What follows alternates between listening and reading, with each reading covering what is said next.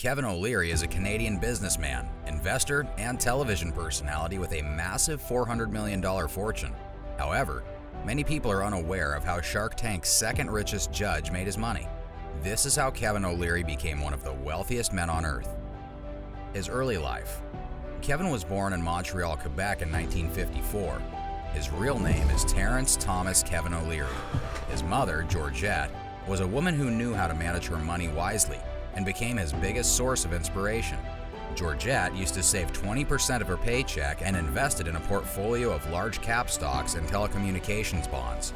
Years later, O'Leary would follow the same strategy to build his fortune. Yet, Georgette was much cleverer than you might think. She kept a secret bank account for her two husbands and bought classic Chanel jackets hoping prices would go up, and they did. Before going to college, Kevin dreamed of becoming a photographer and a rock star, a dream most of us probably had at some point. Yet, his stepfather advised him to go to college. So O'Leary did. In 1977, Kevin received a bachelor's degree in environmental studies and psychology from the University of Waterloo and an MBA from the Ivey Business School at the University of Western Ontario in 1980. His first notable job was as an assistant brand manager for Nabisco's cat food brand. After that, he worked as a television producer before focusing on what he knew to do best, making money. How did he build his fortune? Most people believe Kevin's first business was a software company, but before that, Mr. Wonderful started an independent production company called Special Event Television. He co-founded this business with two former NBA classmates and began producing minor television shows, sports programming, and commercials. Although his company had become a minor success, he decided to sell his shares to one of his partners for $25,000. It may not sound like a great deal, but thanks to this, O'Leary got the time and money he needed to focus on his next business, the one that would make him truly rich. With the help of a generous $10,000 investment from his mother, he launched SoftKey software products. Kevin's company focused on the distribution of software on CD-ROM. As you may know, CD-ROMs were immensely popular before most information was stored in the cloud, and people used pen drives. During the 1990s, his company absorbed most of its competitors, including the Learning Company, for the modest sum of $606 million. After the acquisition, SoftKey was renamed TLC. The most critical year for building his fortune was 1999. That year, Kevin sold TLC to Mattel for $4.2 billion, taking a few million into his pockets. Now, if Kevin was the type of person who wanted to make enough money to retire, he could have done it more than 2 decades ago. But instead, his passion for business and possible love for money led him to become co-investor in a company called Storage Now Holdings, which was in the storage business in Canada. When Storage Now Holdings was sold for $110 million, Kevin took home another $4.5 million and used this money to become a professional investor. How is his investment portfolio composed? Kevin O'Leary loves investing in businesses. He is known for being a venture capitalist on ABC's Shark Tank. However, in real life, he invests in a wide variety of assets aside from betting on startups. While we don't have access to his $400 million plus portfolio, we can draw a few conclusions based on the information the tycoon has shared. For example, we know he loves diversification. Kevin does not invest more than 5% in a name or more than 20% in any sector. This principle applies to all his assets, no matter how much he likes them. As you know, diversification is one of the big keys to being a successful professional investor. For example, if you invested 100% of your money in gold, and gold fell in price by 50%, you would end up losing half of your money. On the other hand, if you were only 10% invested in gold, you could easily absorb this loss until the market recovers.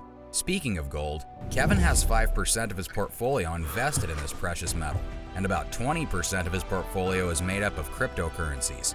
He has also invested about $8.5 million in various deals with Shark Tank and his investors in numerous companies, such as O'Shares Investments and Start Engine.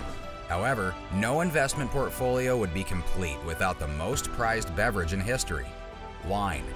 Kevin invests his vintage wine estates, which produces his wine label, O'Leary Wines.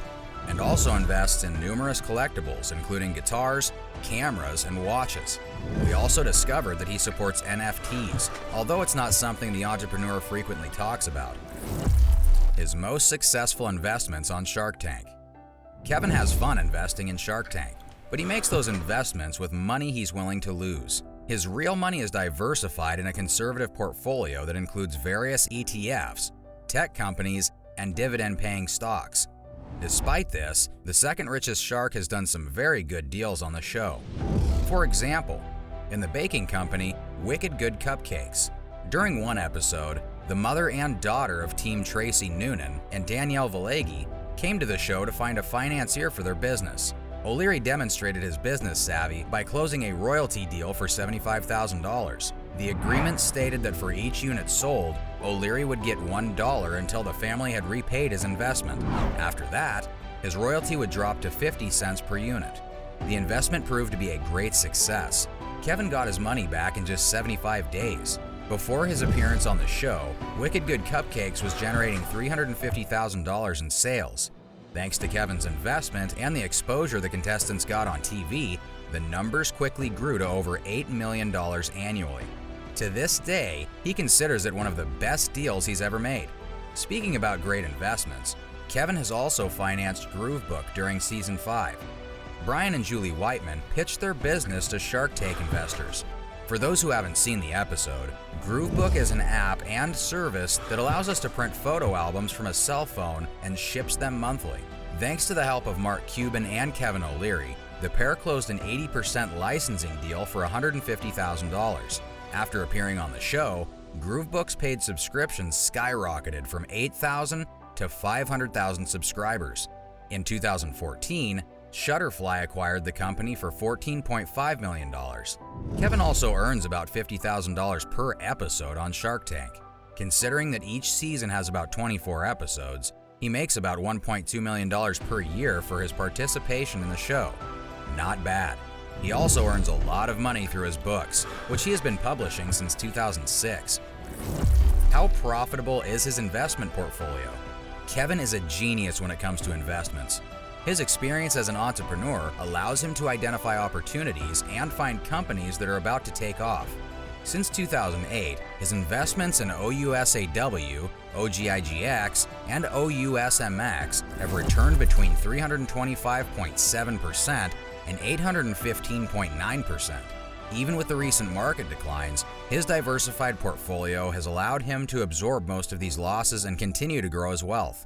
Kevin knows the importance of taking risks. Otherwise, he would never have been able to build his fortune. Yet he makes sure that his risks are calculated by researching and avoiding investing more money than he's willing to lose. That's how he manages to preserve his fortune. His strategy involves investing a small sum and increasing his holdings very slowly as he sees how a particular asset forms. That is why his investments in the cryptocurrency market increased slowly but gradually. However, O'Leary does not always come out on top. Despite his great investments, there are also times when luck is not with him, and he ends up losing money. This is how he was affected by the gigantic fall of FTX. Nevertheless, he believes it is essential to learn from our mistakes to avoid making them twice. Finding great investments may sound like a complicated and laborious task, but if you diversify and inform yourself, you will be able to discover great deals and businesses.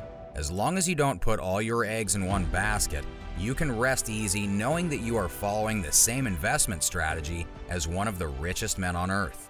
That's it for today. If you liked this video, make sure to subscribe to the channel and hit that like button. See you soon.